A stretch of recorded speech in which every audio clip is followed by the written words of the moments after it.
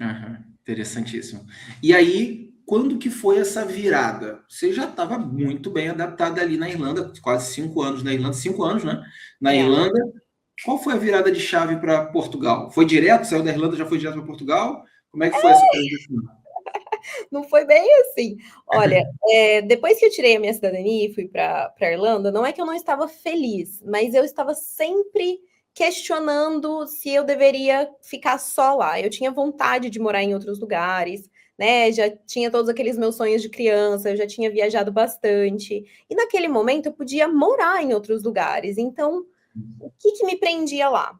E aí juntou isso com uma vontade de morar num lugar mais quente, num lugar, enfim.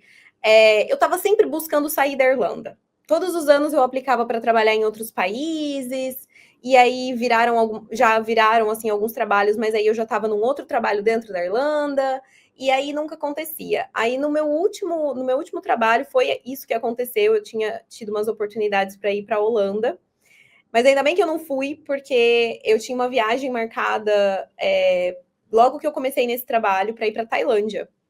E quando eu fui para Tailândia, eu conheci muitos nômades digitais.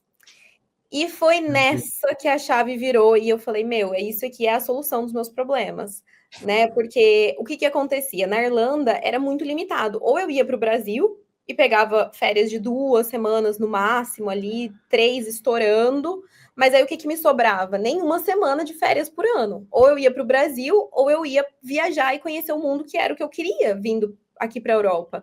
Então, Uhum. essa foi uma virada de chave muito grande, assim, eu queria estar lá com a minha família, os anos vão passando, a gente morando aqui fora, né? Como é que eu. E se alguém ficar doente? E se acontecer alguma coisa com a minha família e eu quiser estar presente? E se eu quero ir para uma data, cansada de perder data comemorativa?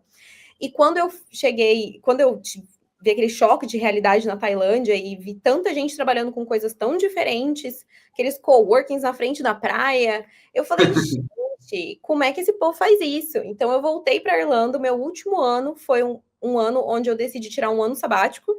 Eu guardei dinheiro, eu não viajei, eu fiquei só mesmo planejando. Eu li uns 35 livros naquele ano.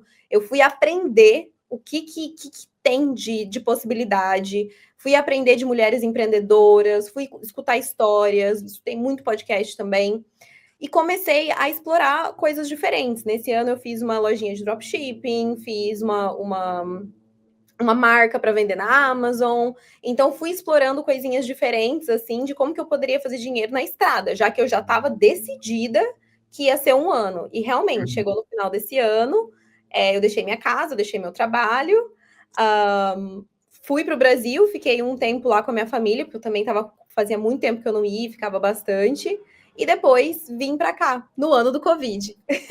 Voltei para começar o sabático e o Covid começou também. Meu Deus. Então, assim, né? O Covid foi terrível, né? Não tem como falar alguma coisa boa desse período, mas Não, você meio que já estava preparada para aquela loucura que aconteceu, porque você estava desenvolvendo um ano antes uma metodologia de conseguir trabalhar à distância, né? praticamente, exato. Não foi assim, eu testei muita coisa para chegar no que eu faço hoje e na solução que eu encontrei, né? Eu testei muitas, muitas coisas que eu vi disponível para fazer dinheiro online, para fazer dinheiro de qualquer lugar, trabalho de qualquer lugar. Naquela época teve muita empresa mandando gente embora, então o mercado de trabalho remoto estava extremamente competitivo, era assim, pior que concurso no Brasil. E eu fui meio que quebrando o código. O tempo foi passando e eu fui conseguindo toda a entrevista que eu aplicava. Eu comecei a pensar como uma recrutadora. E foi ali que, assim, eu cheguei em Portugal no final de 2020, né? Assim, recapitulando, eu fui para um voluntariado. O meu plano era. Eu tinha já um outro voluntariado na Itália confirmado, então era para eu ficar 1 mês e meio, 2 meses na Espanha. Depois eu iria para esse voluntariado e o plano era acabar lá para a Índia, para a Tailândia, novamente, voltar para aqueles lados que me encantaram. E só que, né, o Covid chegou, a gente ficou preso lá na ilha, conheci meu namorado, então foi muito incrível. No primeiro dia do meu sabático, conheci meu namorado, tô com ele até hoje, 5 anos já. Então, aconteceram outras coisas, assim, boas no caminho, mas foi um ano muito difícil, porque foi um ano de muita tentativa e erro. E eu não chegava nunca naquilo. Então, quando a gente conseguiu começar a viajar e tal, eu percebi que para mim o nomadismo não era o ideal. Eu quero ter a liberdade de ir e vir quando eu quiser e trabalhar da Tailândia por um mês, se eu bem entender, mas não necessariamente é o que funciona mais na minha vida. Eu adoro uma estabilidade, eu gosto de salários também, eu gosto de saber quanto eu vou ganhar, não é só, né, não é ficar sobrevivendo por aí, eu quero crescer, enfim. E eu sentia que eu precisava de um pouco mais de estabilidade. Então eu falei com uma amiga minha que mora aqui em Portugal, morava no Algarve no momento, ela tinha um quarto na casa dela, e ela falou: Meu, vem morar aí. Aí eu falei, ok. E daí eu vim para cá e fui trabalhar. Assim, quando eu cheguei, eu ainda não tinha começado a trabalhar como freelancer, né? Nem nada. Eu fui trabalhar numa loja novamente. E foi ali num dessas paradas, descobrindo novas coisas, eu falei, meu, vou ver o que é esse negócio de freelancing. Fiquei um mês e pouco estudando enquanto eu estava indo para a loja e escutando podcast, aprendendo, colocando uma pecinha do quebra-cabeça, né? Porque é uma coisa um pouco desconhecida ainda, o freelancing.